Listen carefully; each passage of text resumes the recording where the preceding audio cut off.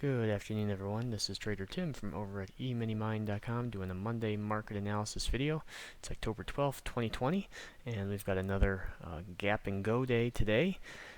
If I flip over to the actual gaps on the chart here, you can see we have a lot of gaps over the last just week and a half, and it doesn't make the healthiest of markets when it's just gap, gap, gap without coming down, filling the gap, and then running.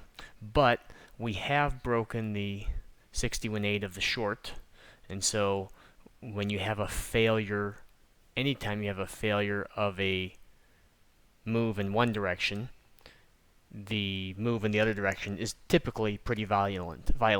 So, like, let's say you had a hammer and you started to rally off of the hammer down at lows, and then you rolled over and broke the hammer, you would typically see a larger sell-off. A failure of that long play would result in a stronger move in the other direction, short.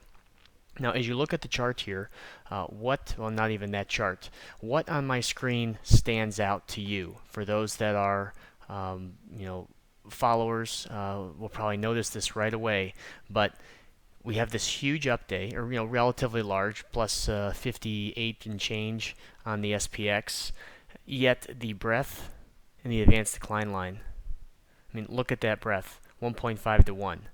So that's a little bit alarming to not see a little bit more conviction or strength behind the volume that's going into stocks moving up. Now, people can buy for a lot of different reasons. It's not just to initiate a new long position. You could be covering a short position, thus having to buy or kind of close the position. Going long would kind of be the initiating a new position.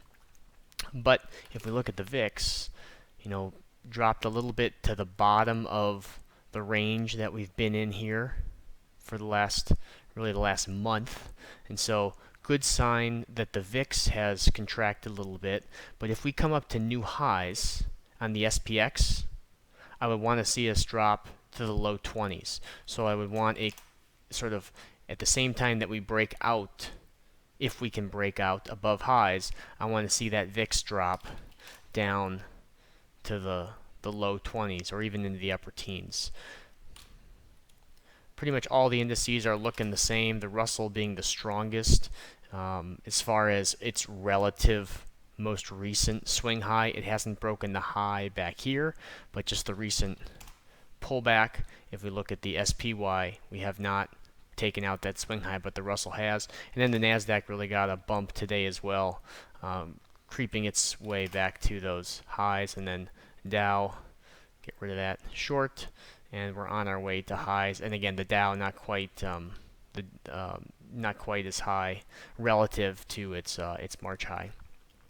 As we get up here to the retesting of highs, it's certainly worth considering putting on a bit of a hedge. You could wait till the negative 23, but with volatility contracting, buying puts when volatility goes down means the option contracts are going to be pretty much dirt cheap, especially after a nice push up like this. So the two places I would look for putting on a hedge would be at highs, so sort of a double top, and then at the negative 23% target. And if we, if you put on a hedge at highs and the next day you get some really bullishness and trend higher, you can always just take it off. You don't have to let it expire worthless.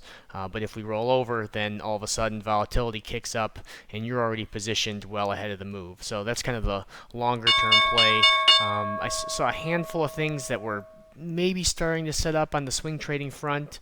NTES, EQC, STRA, TAP, and then SATS I think already kind of started to set up, but I don't have a whole lot on my short list as far as weak stocks that are bouncing, or that I can look for bounces. So we talked about the breadth and advanced decline line. If we go to the intraday chart on the 5-minute, we talk a lot about the first 30-minute range. And on a big trend day, that first 30-minute range is going to be real small. And in relation to this whole day's move, yep, it's real small. On a day where we move sideways, that first 30-minute range is going to encompass most of the day. Here's just a crude grab the high and low area. You can see on the 8th here as we move sideways, well, that first 30-minute range encompasses most of the day.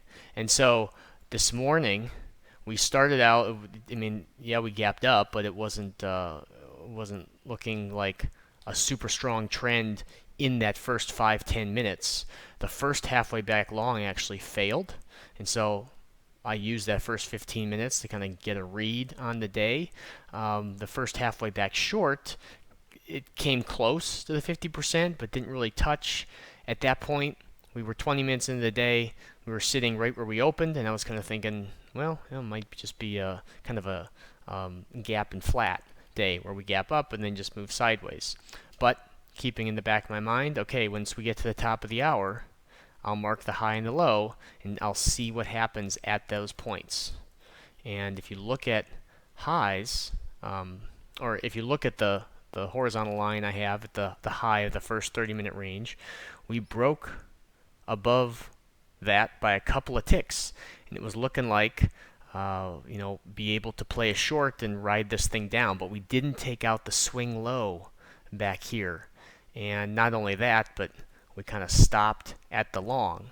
So I thought, okay, well, we pulled back, we kind of double bottomed here. We'll see what happens the next time we come up to highs. If we double top, then this could be the swing low, and you could draw a short, something like that, although the range was pretty small, so you don't want your anchor point from highs to be way down here. Even if it's halfway down, now you're shorting well a fair bit below the top of the first 30-minute range.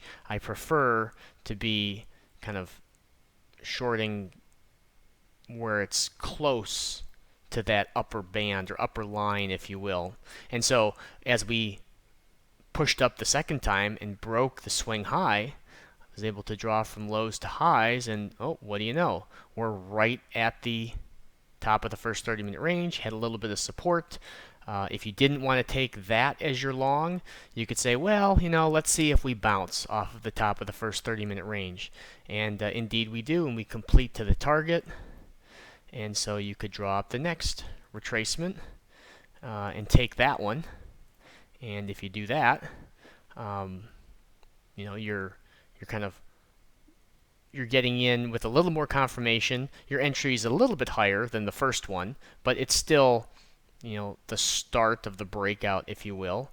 And then from there, you can just draw up the next retracement and trail your stop below the 61.8.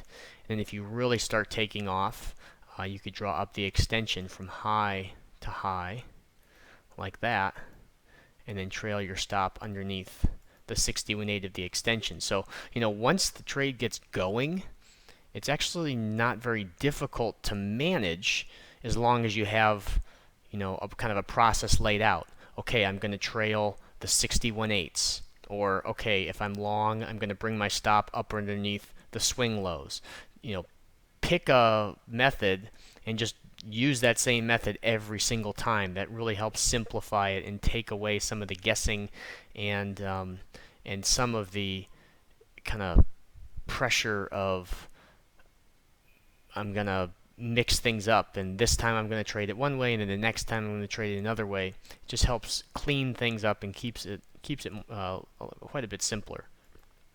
So that's how the top and bottom of the first 30-minute range you can use to execute trades at those levels, and always starting the day just knowing where those points are can really help get you going and move you in a really healthy direction based off of the chart and the patterns that we're seeing. So as we get up here this week towards all-time highs, you may want to consider putting on a hedge for some of your long positions. For those that have been buying up both on the move down and the move up, it's Yeah, 2020 has been a pretty incredible year. So, tomorrow morning we'll be doing a live trading session.